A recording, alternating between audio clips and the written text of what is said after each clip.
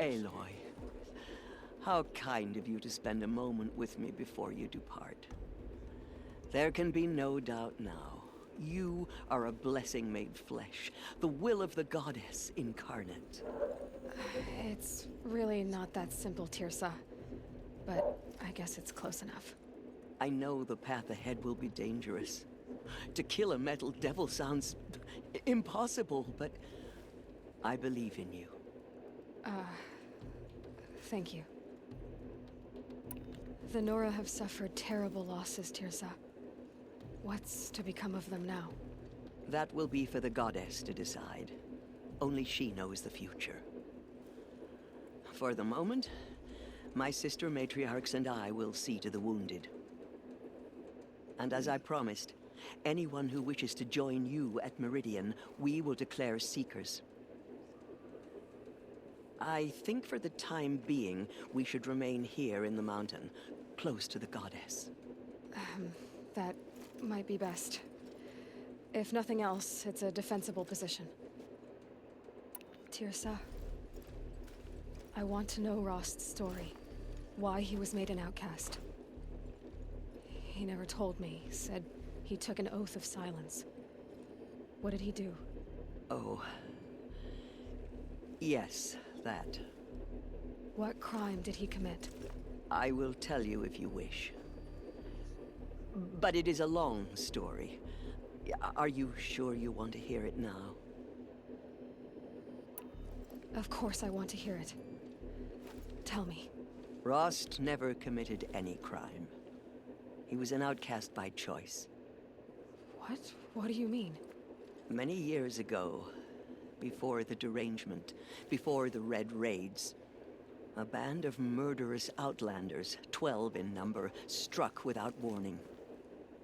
At Mother's Vigil, they took hostages, and then pressed on, headed for Devil's Thirst. Mother's Vigil? Where's that? You would know it as the Forsaken Village, near the Karja border. But at the time, many families lived there. Rost's was one of them. His mate was killed fighting the Outlanders, and his daughter was among those taken hostage. His daughter? What was her name? Alana. She was just 6 years old. Nora Braves couldn't stop 12 Outlanders? Or rescue the hostages? It was quite impossible. We outnumbered them, but every time a Brave came within bowshot, the Outlanders killed a hostage. What did they come here to do? That was never discovered. We couldn't track closely enough to observe them. We know they camped beyond Devil's Thirst for 2 days. There were reports of strange noises. And then, as suddenly as they came, the Outlanders made their way back to the border and disappeared. What happened to Rost's daughter? She was killed? Rost was one of the Braves who tracked the Outlanders, keeping his distance. There were 6 hostages still alive when they reached the border, Alana among them. Rather than release them, the Outlanders slit their throats and left the corpses just across the border, mocking us.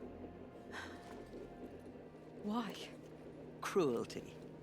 They knew the faithful Nora would not leave the sacred land to collect the bodies, let alone pursue them. They thought themselves safe from our vengeance.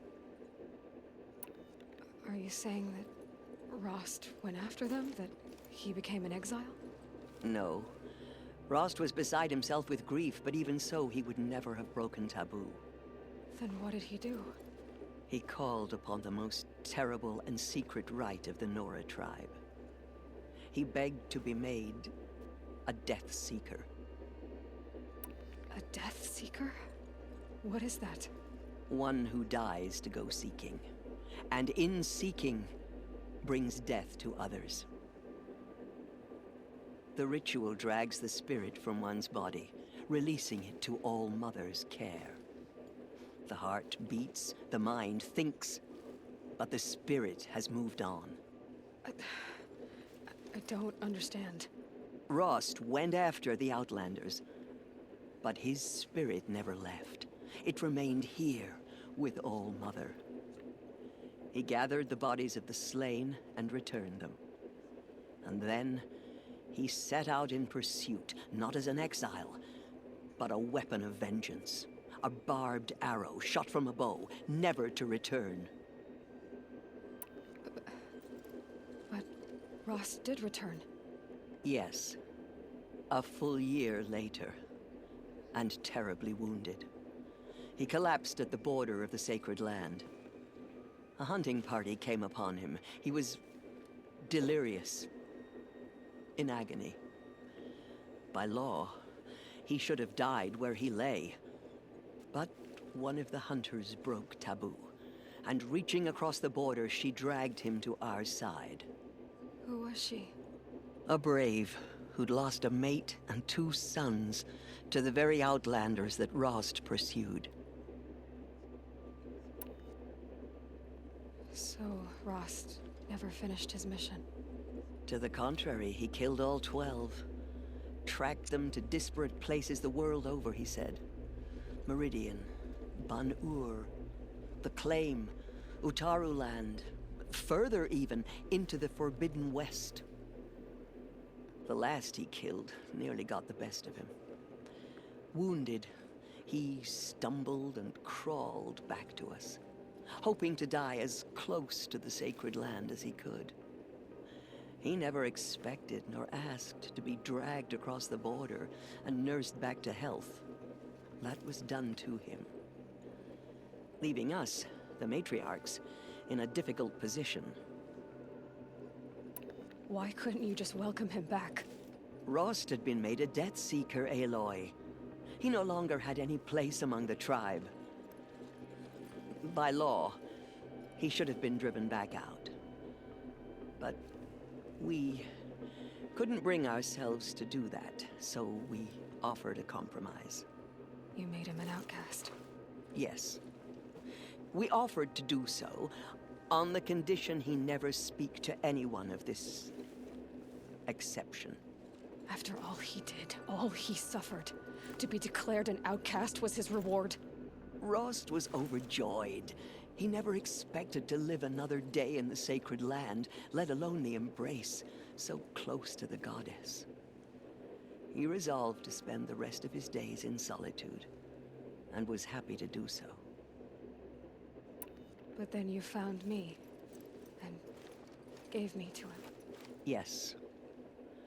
Another compromise. The matriarchs feared you, and would not let you be raised by the tribe. And so we turned to Rost. I knew that he would take care of you, bring you up, teach you to worship All Mother and respect the ways of the tribe. He certainly tried anyway. You took a man who'd lost his daughter and made him raise an infant girl? Doesn't that strike you as callous? I'm inclined to think the course of events has shown the wisdom of our choice. And I'm quite certain that from the moment he laid eyes on you, he saw you as a gift and never a burden. All right, Teersa, that's quite a story. It's time for me to move on.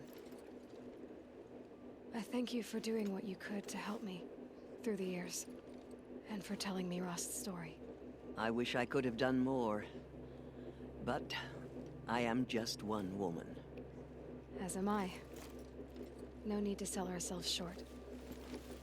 Oh, thank you, Aloy. I will pray for you. Okay, I guess it can't hurt.